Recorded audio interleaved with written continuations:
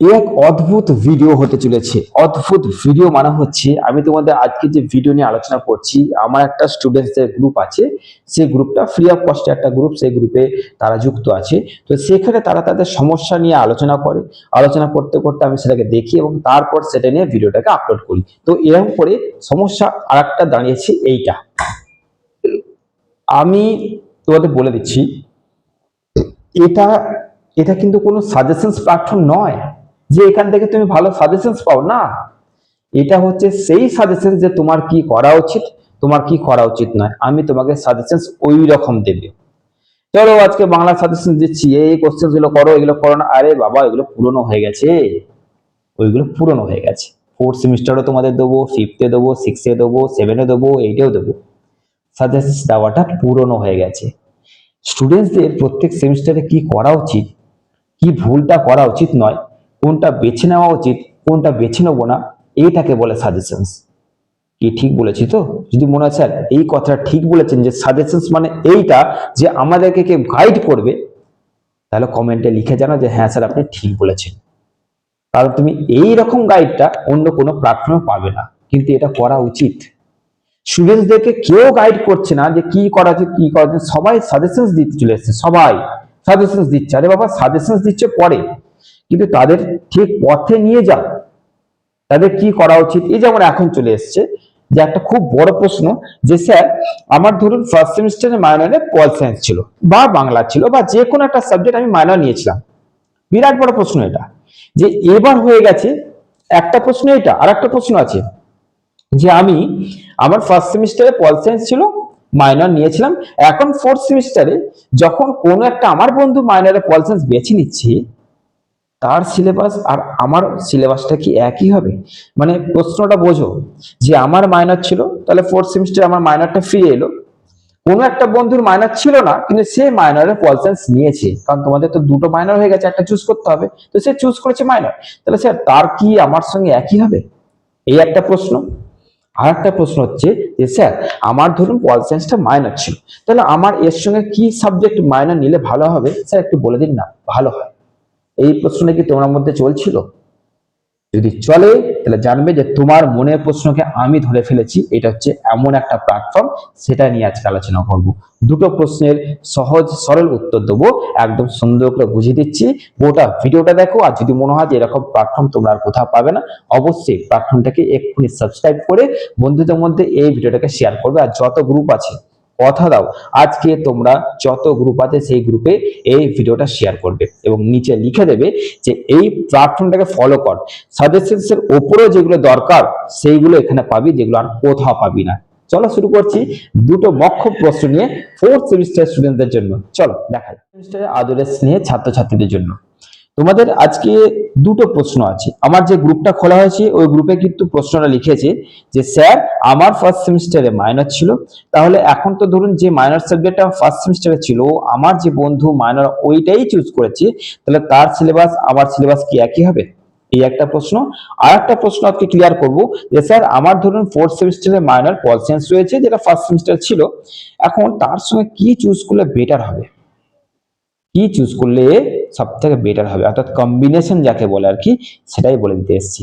চলো বলে দিই আজকে আমার স্নেহের ছাত্রছাত্রীদের তোমাদের কি নেওয়া উচিত আর কি একদম নেবে না, সেটাও বলে দিচ্ছি। চলো প্রথমে তোমাদের বলে দিচ্ছি যে তোমাদের ধরো প্রথম যে প্রশ্নের উত্তর দিচ্ছি যে সিলেবাসটা, ধরো তোমার ফার্স্ট সেমিস্টার যখন অ্যাডমিশন নিয়েছিলে, মেজর ধরো বাংলা ছিল, মাইনর ধরো পল সায়েন্স ছিল বা ইতিহাস ছিল বা যাই ছিল, আমি পল সায়েন্স ধরলাম, যে তোমার মাইনর পল সায়েন্স ছিল।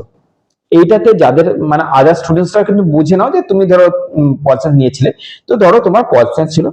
এবার যখন ফোর্থ সেমিস্টার তুমি উঠছো, তখন ওই জিনিসটাই বা ওই মাইনর পল সায়েন্সটা কোনো একটা বন্ধু তোমার চুজ করেছে। তাহলে এবার প্রশ্ন হচ্ছে তার সিলেবাস আমার সিলেবাস একই হবে না আলাদা হবে? সিলেবাস একই হবে, আলাদা হবে না। সিলেবাস একই হবে। তাহলে একই হওয়ার সুবিধা কি? একই হওয়ার সুবিধা হচ্ছে তাহলে এবার তুমি তোমার এই বন্ধুটার সঙ্গে একটা সাবজেক্টে চলে এলে, কত সুন্দর হলো। কারণ এতদিন সে একটা অন্য সাবজেক্টে ছিল, এবার তুমি আরো একই সিলেবাসে একই সাবজেক্টে চলে এসছো। তাই না? তাহলে এইটা হচ্ছে তোমাদের প্রথম প্রশ্নের উত্তর, যে সিলেবাস তোমাদের পাল্টাবে না, সিলেবাস ওর আর তোমার একই থাকবে।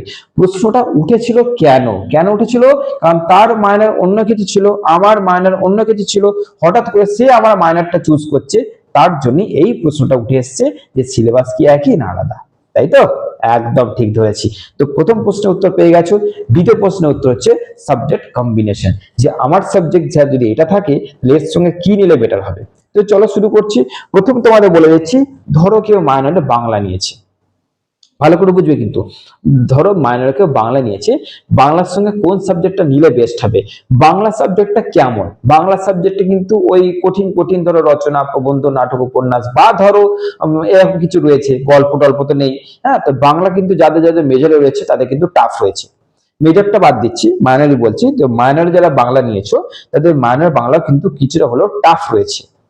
তো এবার এই মাইনর বাংলা যদি কারোর থাকে, তো মাইনর বাংলার সঙ্গে টাফ কিছু সাবজেক্ট নিলে হবে না, নিতে হবে সহজ কিছু বিষয়। তো আমি বলে দিচ্ছি, প্রত্যেকটা মাইনরের সঙ্গে প্রথম যে সাবজেক্টটাকে তুমি অ্যাড করতে পারবে সেটা হচ্ছে ফিজিক্যাল এডুকেশন। হয়তো তোমরা বিশ্বাস করতে পারছো না, আমি তো পড়াচ্ছি, আমি জানি। তো তোমাদের আগে একটা কথা বলে দিচ্ছি, যার যে সাবজেক্টটি মাইনর থাকুক না কেন, যদি ফিজিক্যাল এডুকেশন তার মাইনরে না থাকে তাহলে সে সেটাকে আগে অ্যাড করুক। তার সঙ্গে আরেকটা বিষয় আছে যেটাকে তুমি অ্যাড করতে পারবে, তোমার মাইনর যাই থাকুক না কেন তার সঙ্গে এডুকেশন। ভালো করে বোঝো, ধরো ইতিহাস রয়েছে, বাংলা রয়েছে, ফিলোসফি রয়েছে, পল সায়েন্স রয়েছে, সোশিওলজি রয়েছে, জিওগ্রাফি রয়েছে, সংস্কৃত রয়েছে, আর একটা ধরো মাইনর। তাহলে এবার যেটা চুজ করতে হবে তার সঙ্গে অ্যাড করবে এডুকেশন। এডুকেশন প্রত্যেক সাবজেক্টের সঙ্গে খাপ খেয়ে যাবে, প্রত্যেক সাবজেক্টের সঙ্গে এডুকেশন খাপ খেয়ে যাবে। আর ফিজিক্যাল এডুকেশনটা তোমরা মাইনরে নিতে পারো। এবার কথা হচ্ছে ফিজিক্যাল এডুকেশনটা প্র্যাকটিক্যালি হয় বেশিরভাগটা ধরো, তাই তোমরা কিন্তু ফিজিক্যাল এডুকেশন নিলে লাভেই থাকবে, লসে কিন্তু যাবে না, লাভেই থাকবে। ওকে, তাই ফিজিক্যাল এডুকেশন আর এডুকেশনটাকে মাইনরে তোমরা কিন্তু রাখতে পারবে, তোমাদের যে কোনো সাবজেক্ট থাকুক না কেন। এবার কথা হচ্ছে সাবজেক্ট ওয়াইজ যাচ্ছে, যে কার সঙ্গে কোনটা কম্বিনেশন মানাবে।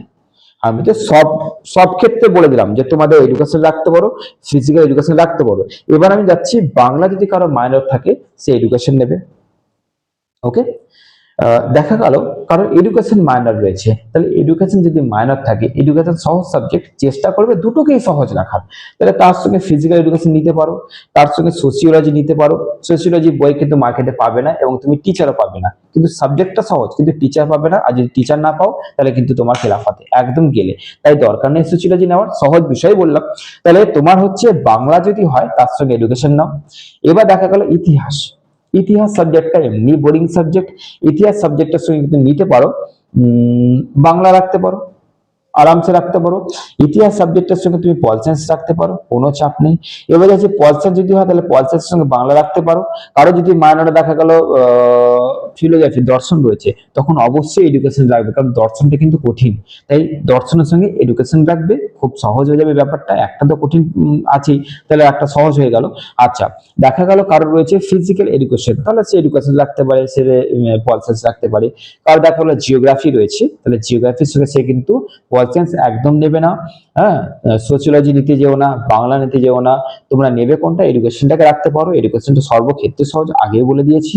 তো আর তো মনে হয় না কোনো সাবজেক্ট বাকি রইলো যে সাবজেক্ট আমি বলতে পারি যে এর সঙ্গে রাখতে পারো। তো আমি কিন্তু প্রথমে ওভারঅলটা বলে দিলাম যে সব সাবজেক্টের সঙ্গে কোনটা মানাবে, এবং সাবজেক্ট ওয়াইজ তোমাদের কিন্তু বলে দিলাম যে তোমরা এই সাবজেক্টগুলো এর সঙ্গে কম্বিনেশন করে রাখতে পারো।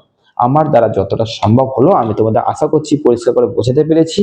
ভিডিওতে কমেন্টে লিখবে যে এই ভিডিওটা তোমার কতটা কাজে লাগলো, এবং তুমি কতটা বুঝতে পারলে যে স্যার এবার বুঝতে পেরেছি যে আমার তাহলে কি রাখা উচিত কি রাখা উচিত না। এটা অবশ্যই কমেন্টে লিখে আমাকে জানাবে। ওকে, চলো এরকমই একটা ভিডিও নিয়ে আবার আসতে চলেছি। আর যদি সাবস্ক্রাইব না করে থাকো এক্ষুনি করো, এরকম ভিডিও তোমরা আর কোথাও পাবে না। ওকে, ভালো থেকো, সুস্থ থেকো। তোমাদের মানে আর কিছুদিন যাক, তারপরে তোমাদের সাজেশনস নিয়ে আলোচনা করবো, একদম সেইভাবেই আসবো সাজেশনস নিয়ে, যাতে সব কমন আছে। চলো দেখা হচ্ছে পরবর্তী একটা গুরুত্বপূর্ণ ভিডিওতে।